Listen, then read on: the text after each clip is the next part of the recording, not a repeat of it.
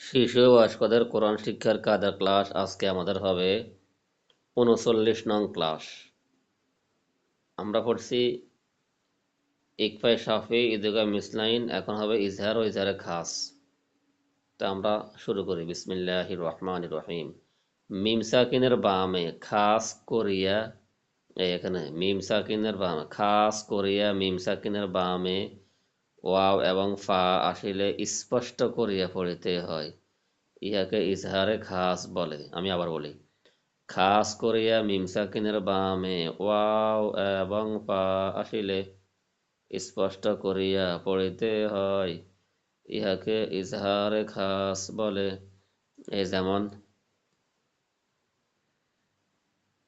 এই আলাইহিম ওয়ালাদ্দল্লিনা, এখানে মিম সাকিনের পরে কি আসছে? এই ওয়াও আছে। আর এখানে লাহুম ফিহা, এই মিম সাকিনের বামে কি আছে? ফা আছে। এই জন্য স্পষ্ট করে পড়তে হয়, এটাকে ইজহারে খাস বলে। এই মিম সাকিনের বামে ওয়া এবং ফা আসলে ইজহারে কি বলে? খাস বলে। যেমন আলাইহিম ওয়ালাদ্দল্লিনা, লাহুম ফিহা। তারপরে আল সিনাতিকুম ওয়া আলওয়ানিকুম, এই মিম সাকিনের বামে ওয়া আসছে এখানে, ইজহারে খাস এটা। লিয়াযলিমাহুম ওয়ালাকিন কানু, তারপর হচ্ছে আজালুহুম ফা ইন্নাল্লাহা, আজালুহুম ফা ইন্নাল্লাহা।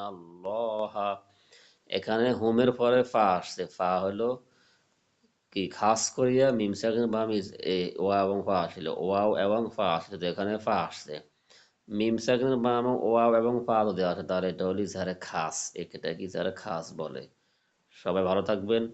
আর আমাদের অল্প কিছু আছে কাজ, শেষ হওয়ার বাকি। আমরা ধারাবাহিকভাবে ইনশাআল্লাহ আলোচনা করব। সবাই ভালো থাকবেন। সাওয়াবের নিয়তে চ্যানেলটি সাবস্ক্রাইব করে পাশে থাকবেন।